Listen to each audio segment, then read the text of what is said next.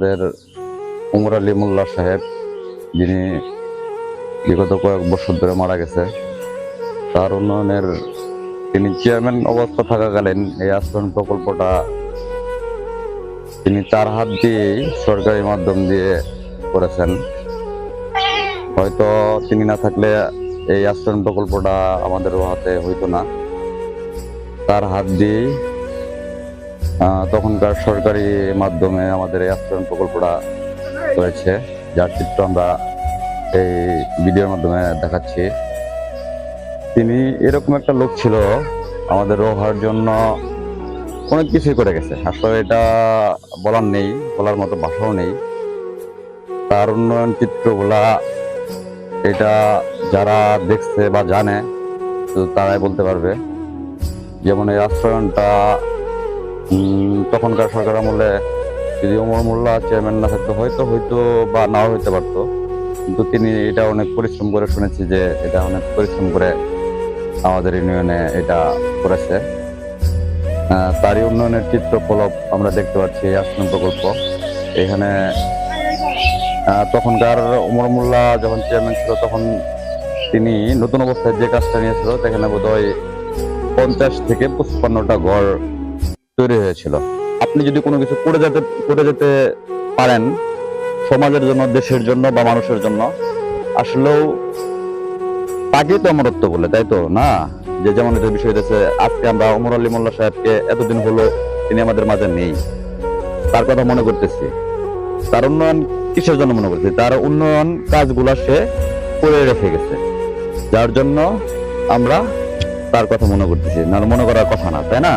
এটা হচ্ছে বিষয়, যে সেহেতু এরকম কিছু করতে হবে। নেতা এরকমই একটা বিষয়, নেতা ওরকমই হইতে হবো যে আসলে সমাজ, দেশ এর জন্য কাজ করে, মানুষের জন্য কাজ করে, যার যে কাজের দ্বারা আসলে মানুষ উপকৃত হয়। রোহা ইউনিয়ন ভূমি অফিস, এটা তার ওমর আলী মোল্লার হাত দিয়ে হয়েছে, রোহা ভূমি অফিস। তারপরে যে চিত্রগুলা আমরা দেখতে পাচ্ছি যে 13 নং রোহা ইউনিয়ন পরিষদ, রোহা ইউনিয়ন পরিষদটাও জনাব ওমর আলী মোল্লার হাত দিয়ে হয়েছে। ওমর আলী মোল্লা সাহেব তিনি আমাদের এই রোহার জন্য এই যেমন রোহা ইউনিয়ন পরিষদ তিনি করে দিয়েছেন, এটা তার দ্বারাই হয়েছে। এই ইউনিয়ন পরিষদ ভবন 13 নং রোহা, তার যে উন্নয়ন আসলে এটা আমরা 13 নং রোহা ইউনিয়নবাসী ভোলার না। তিনি বেঁচে থাকলে হয়তো আরো অনেক কিছু করে যেতে পারতো, যা আমরা দেখতে পাচ্ছি। যেমন এই 13 নং রোহা ইউনিয়নের এই ইউনিয়ন পরিষদ তার হাত দিয়ে করা, ভূমি অফিস যা কিছুক্ষণ আগে দেখালাম সেটাও তার হাত দিয়ে করা। আর আরো যে উন্নয়ন তার হাত দিয়ে হয়েছে সেগুলো আমরা অবশ্যই তুলে ধরবো আপনাদের মাঝে। যেমন ওমর আলী মোল্লা সাহেবের আরেকটা উন্নয়ন চিত্র আরো কিছু ধরলাম আপনাদের মাঝে, যেমন ইউনিয়ন পরিষদ, তারপরে ভূমি অফিস, তারপরে রোহা বাজার কমিউনিটি ক্লিনিক, এটাও তার মাধ্যমে হয়েছে। তিনি অবশ্যই তারপর আছে আপনার রোহা পোস্ট অফিস, এটাও তার মাধ্যমে হয়েছে। তিনি অবশ্যই বেঁচে থাকলে বলেছিল তখন যে 40 শয্যা বিশিষ্ট একটা হাসপাতাল আমাদের রোহাতে হইতো। দুর্ভাগ্যবশত তিনি মারা গেছে, তিনি বেঁচে থাকলে হয়তো। তার উন্নয়ন চিত্র স্বরূপ আরেকটা যেমন হইতেছে স্বরূপ হইতেছে, যেমন তার হাত দিয়ে যেমন এই যে মসজিদ রোহা বাজার মসজিদ, এটা ওমর আলী মোল্লার হাত দিয়ে হয়েছে উন্নয়নের চিত্রগুলা।